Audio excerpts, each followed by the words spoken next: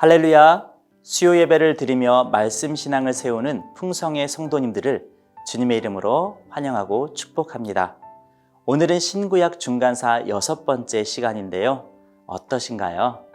막바지로 오니까 우리가 들어봤던 사건들, 이름들도 나와서 더 재미있는 것 같은데요.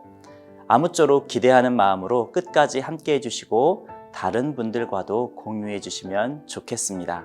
그럼 지금부터 수요 예배 시작하겠습니다. 오늘 우리가 함께할 찬양은 왕이신 하나님입니다. 각자의 자리에서 영과 진리로 하나님을 찬양하시길 소망합니다.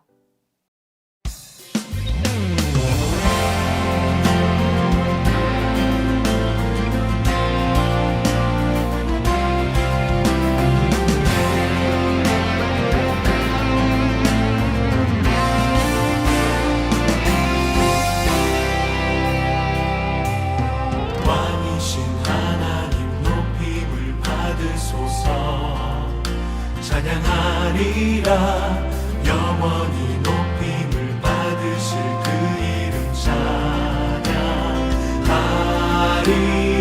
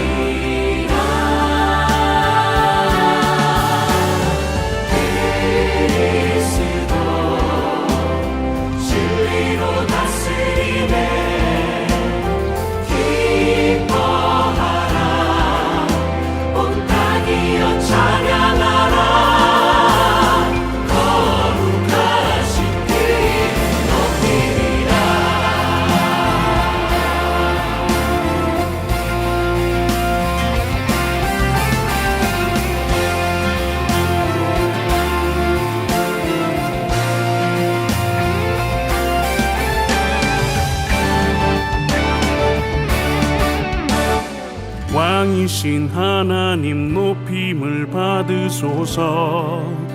찬양하리라 영원히 높임을 받으실 그 이름 찬양하리라.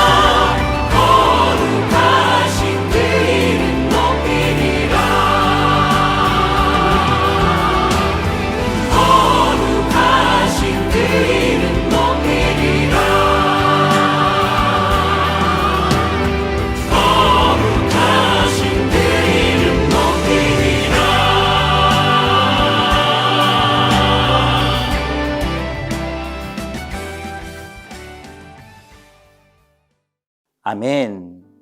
우리의 입술의 고백이 삶의 고백이 되기를 소망하고요. 이 시간 그런 우리의 마음을 담아 함께 기도하겠습니다. 하나님 아버지, 우리를 창조하시고 또 우리를 예수 그리스도의 피로 구속하여 주셔서 우리가 다시금 하나님의 자녀된 삶을 살아갈 수 있도록 은혜 베풀어 주셔서 감사합니다. 우리가 너무 자주 하나님의 주권을 빼앗아 내 마음대로 살려고 애쓰지만 그때그때마다 우리를 붙드셔서 다시금 주님의 백성의 삶을 살 수 있도록 은혜 주시니 감사합니다. 하나님 아버지, 우리가 평생 그렇게 하나님을 섬기며 살아갈 수 있도록 은혜를 주시고 그 안에서 하나님의 나라를 누리며 참된 기쁨을 만끽할 수 있도록 은혜 베풀어 주옵소서. 이 시간 우리가 주님의 말씀을 대합니다. 주님께서 우리를 지혜롭게 하시고 또 하나하나 배울 때마다 더 하나님을 알아가는 깊이가 더해질 수 있도록 은혜 베풀어 주옵소서. 감사드리며 예수님의 이름으로 기도드립니다. 아멘. 오늘은 마카비 혁명 시기 후에 나타난 하스몬 왕조에 대해 배워보려고 하는데요. 먼저 왕조를 배우기에 앞서 한 가지 질문을 드리겠습니다. 우리 예수님이 태어나실 때 유대 왕이 누구였죠? 그렇죠. 다 아시죠? 바로 헤롯입니다. 별을 보고 예루살렘에 온 동방박사들을 만났던 왕, 베들레헴 주변의 2살 이하의 사내 아이를 모두 죽였던 왕, 그 왕이 바로 헤롯 대왕이라고 불리는 헤롯입니다. 저는 개인적으로 마태복음에 기록된 예수님에 대한 어떤 그런 헤롯의 행동을 보면서 좀 의아했어요. 왜냐하면 상대가 아기잖아요. 나는 대왕이고. 대왕이 아기를 상대로 살인까지 저지르면서 그렇게 부산을 떨 필요가 있었나 했거든요. 그런데 중간사를 배워보니까 조금 이해가 되더라고요. 헤롯이 어떤 사람이었길래 그렇게 할 수밖에 없었을까요? 지금부터 마카비 혁명 시기 후에 시작된 하스몬 왕조와 어부지리로 역사에 등장한 헤롯 대왕의 이야기를 나누어 보겠습니다. 대제사장이자 동시에 유대의 통치자인 시몬이 BC 135년에 쿠데타로 죽게 되면서 마카비 혁명 시대는 막을 내리죠. 그리고 시몬의 아들이었던 요한 힐카누스가 아버지의 뒤를 이어 유대의 대제사장 겸 통치자의 자리에 오르면서 하스몬 왕조가 시작됩니다. 신약 성경에 보면 로마 제국의 통치하에서도 대제사장이 예루살렘을 중심으로 강력한 종교 권력을 행사하는 모습이 나오지요.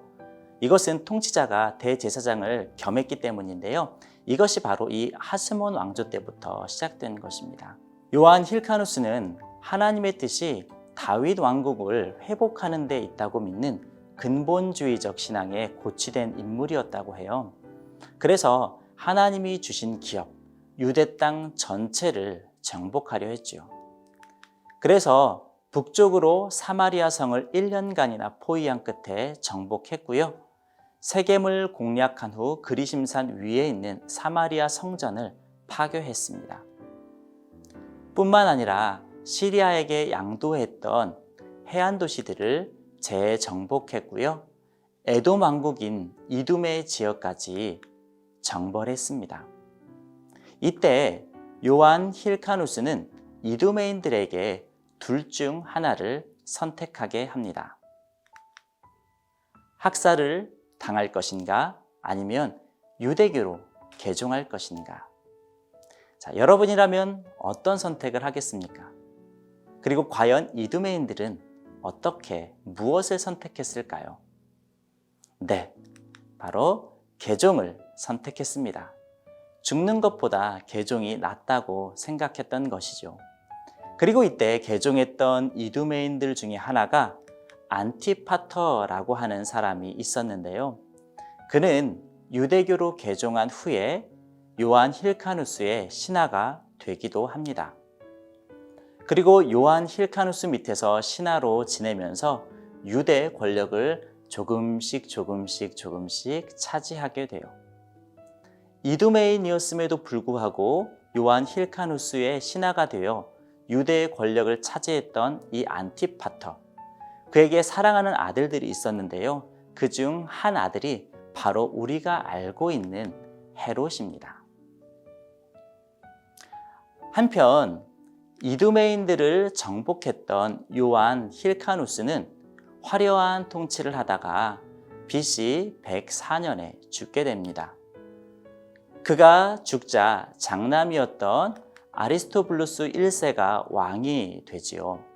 하지만 그는 건강의 악화로 1년 만에 죽게 되고요. 그 뒤를 이어 알렉산데스 야나이우스가 유대를 통치하게 됩니다.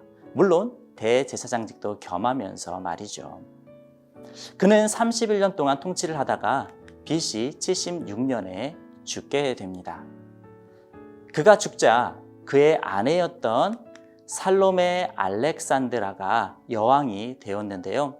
그는 여왕이었기 때문에 대제사장직까지는 겸할 수 없었어요. 그래서 정치는 자신이 하고 대제사장직은 장남인 힐카누스 2세에게 주었습니다. 하지만 이 모습에 불만을 가진 한 사람이 있었어요. 바로 이 여왕의 막내 아리스토블루스 2세였습니다. 권력욕이 있던 그는 왕과 대제사장직을 겸하기 위해 어머니가 죽기만을 기다렸어요. 시간이 흘러 BC 67년 살로메 알렉산드라가 73세에 죽자 이 순간만을 기다렸던 아리스토블루스 2세는 곧바로 형 힐카누스 2세를 대제사장 자리에서 쫓아 평민으로 만들어버리고 어머니와 형을 대신해 왕과 대제사장직을 거머쥐게 됩니다. 한편 로마의 전쟁 영웅 폼페이우스는 시리아의 셀루커스 왕조를 점령하기 위해 스카우루스 장군을 시리아로 보냅니다. 명령을 받고 시리아로 가던 스카우루스는 유대가 힐카누스 2세와 아리스토블루스 2세의 권력 싸움으로 혼란에 빠졌다는 사실을 알게 되죠. 그래서 방향을 틀어 유대를 공격하게 됩니다. 그러자 힐카누스 2세와 아리스토블루스 2세는 스카우루스에게 각각의 사신을 보내서 조공을 바치며 자기 편이 되어달라고 하죠. 과연 스카우루스는 누구를 선택했을까요? 장남이었을까요? 막내였을까요? 스카우루스는 이 두 형제 중에 막내 아리스토블루스 2세를 선택했고요. 장남 힐카누스 2세는 자연스럽게 밀리게 되었습니다. 이렇게 힐카누스 2세는 밀리고 아리스토블루스 2세의 계획이 이루어지는 듯 했어요. 하지만 아리스토블루스 2세는 이 약속을 지키지 못해요. 결국 폼페이우스의 화를 자초하게 되지요. 아리스토블루스 2세가 마음에 들지 않았던 폼페이우스는 결국 BC 64년에 예루살렘을 점령하죠. 그리고 로마의 이익을 위해 아리스토블루스 2세와 그의 두 아들, 두 딸을 로마로 압송합니다. 그리고 힐카누스 2세를 다시 대제사장의 자리에 올려놓지요. 결국 다시 힐카누스 2세가 유대의 우두머리가 된 겁니다. 하지만 힐카누스 2세와 아리스토블루스 2세가 6년 동안 싸우는 동안에 실질적인 권력을 차지한 사람은 따로 있었는데요. 바로 힐카누스 2세의 신하 이두메인 안티파터입니다. 힐카누스 2세의 오른팔과도 같았던 안티파터는 폼페이우스에게도 충성을 다했다고 해요. 그래서 그의 충성심을 좋게 본 폼페이우스는 안티파터와 안티파터의 두 아들 파사일루스와 헤롯을 유대의 총독으로 임명합니다. 한편 로마에서는 삼두 정치의 한 거두인 크라수스가 파르티아와 전쟁을 치르게 되는데요. 안타깝게도 크라수스는 그 전쟁에서 패하게 되고요. 전장에서 아들들과 함께 죽게 됩니다. 크라수스가 전쟁에서 죽자 남은 두 거두 폼페이우스와 카이사르는 전쟁을 치르게 돼요. 이때 유대의 통치자이자 대제사장이었던 힐카누스 2세는 그의 신하 안티파터를 통해 카이사르에게 많은 돈을 보내 전쟁에 큰 도움을 줍니다. 자기를 통치자 자리에 세워준 폼페이우스를 배신한 거죠. 이 내전은 2년 만에 끝이 나고요. 카르사르가 폼페이우스를 꺾고 로마의 통치자가 됩니다. 유대의 지원을 받아 전쟁에서 승리한 카이사르는 유대의 세금을 면제해 주었고요. 힐카누스 2세에게 대제사장직을 재확인시켜 주었습니다. 그리고 중간다리 역할을 했던 안티파터에게는 로마 시민권과 유대 행정장관직을 주었습니다. 유대 행정장관이 된 안티파터, 그는 곧 자기의 장남 파사엘루스를 예루살렘과 인근 지역의 총독으로 임명했고요. 차남 헤롯에게는 갈릴리를 맡겼습니다. 이때 헤롯의 나이는 겨우 25세였다고 하는데요. 생각 외로 정치를 정말 잘했다고 합니다. 부당하게 일을 처리하거나 권력을 휘두르지도 않았고요. 큰 도적 때도 소탕해서 유대는 물론이고 옆 나라의 시리아인들까지도 좋아했다고 해요. 이렇게 정세가 흘러가던 어느 날 카이사르는 암살을 당하게 되고요. 그 틈을 타 카이사르의 부하였던 안토니우스가 권력을 잡게 됩니다. 그는 안티파터와 우정을 맺은 사이였기 때문에 안티파터의 아들들인 헤롯과 파사엘루스를 유대의 분봉왕으로 임명합니다. 하지만 이를 못마땅히 여긴 사람 하나가 있었는데요. 바로 아리스토블루스 2세의 아들 안티고누스입니다. 그는 다시 왕과 대제사장직을 되찾기 위해 파르티아를 등에 업고 헤롯에게 대항하지요. 하지만 로마를 등에 업은 헤롯을 이기기에는 역부족이었어요. 결국 대제사장직과 왕의 통치권을 함께 가졌던 하스몬 왕조는 126년 만에 완전히 끝이 나고 유대의 권력은 이두메 사람 헤롯의 손에 넘어가게 됩니다. 자, 여기까지 듣고 나니까 왜 헤롯이 왕으로 오신 아기 예수님께 그렇게 민감하게 반응했는지 아시겠죠? 그는 유대인도 로마인도 아닌 이두메인이었기 때문에 아마 매사가 불안했을 겁니다. 비록 정치를 잘했던 왕이었지만 근본 없는 낙하산이었기 때문에 언제든지 쫓겨날 수 있었겠죠.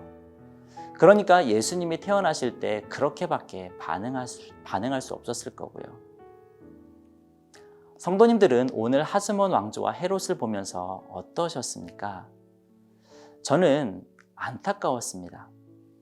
만약 하스몬 왕조의 지도자들이 다윗 왕이 솔로몬 왕에게 했던 유언을 알았더라면, 그리고 그 유언을 믿었더라면 어떻게 됐을까 생각하게 되었습니다.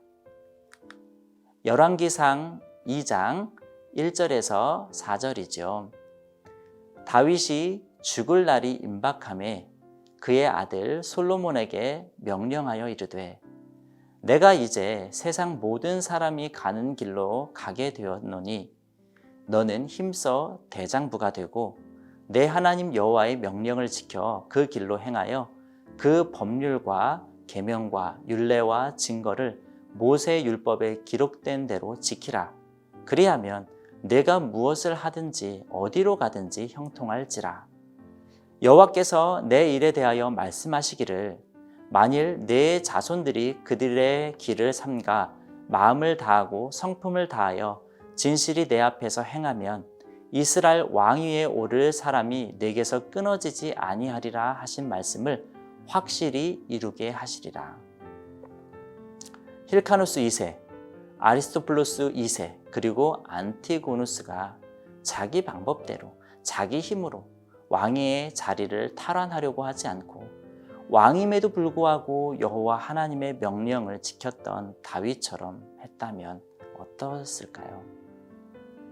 우리가 다 아는 것처럼 다윗은 누구의 말을 듣지 않아도 되는 절대 권력자였잖아요.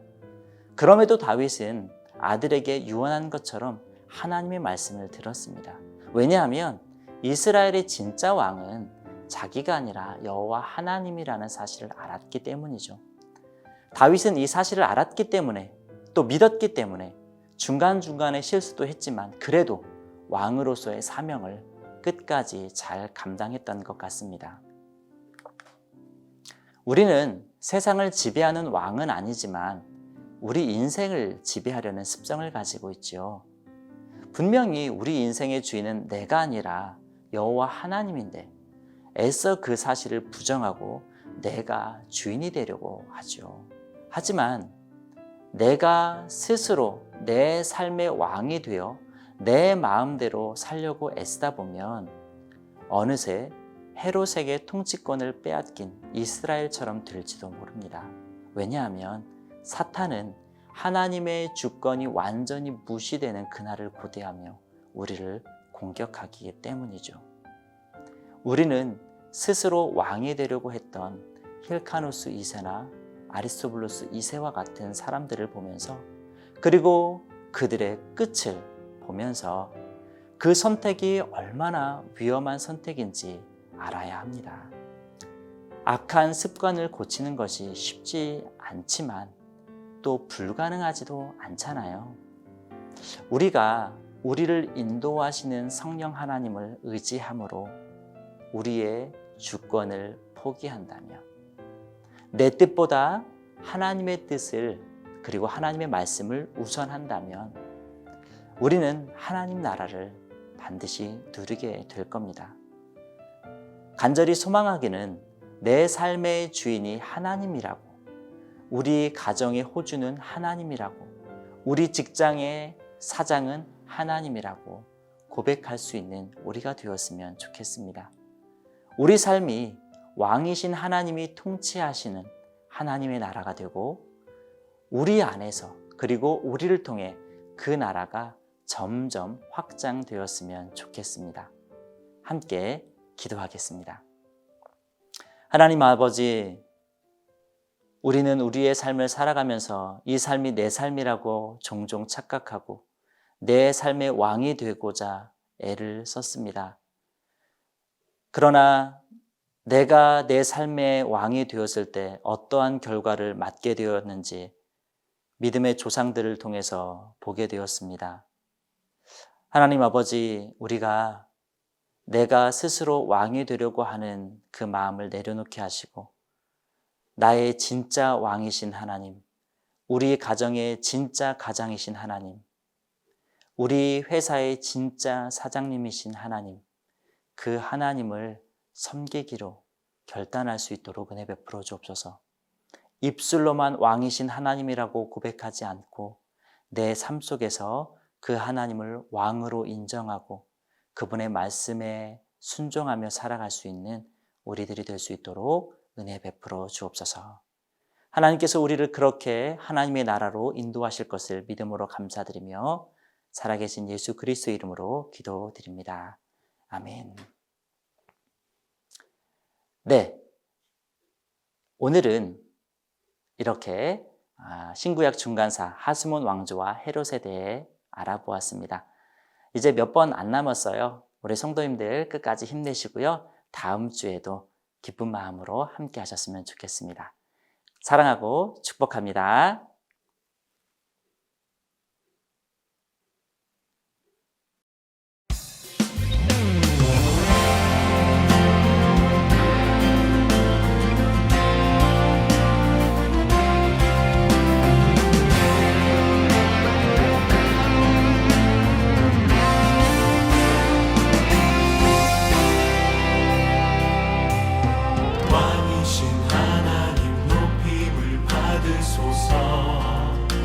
찬양하리라 영원히 높임을 받으실 그 이름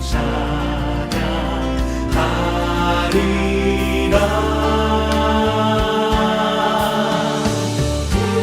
그리스도 진리로 다스리네 기뻐하라 온 땅이여 찬양하라 거룩하신 그 이름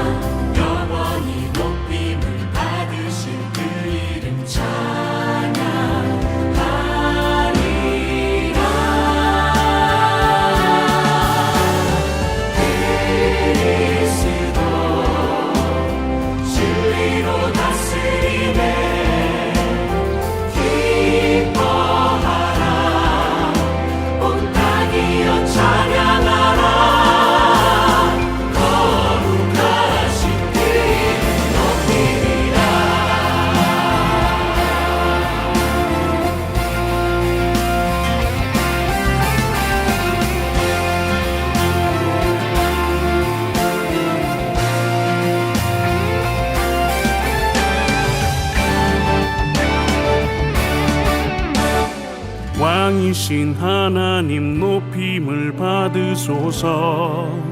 찬양하리라 영원히 높임을 받으실 그 이름 찬양하리라.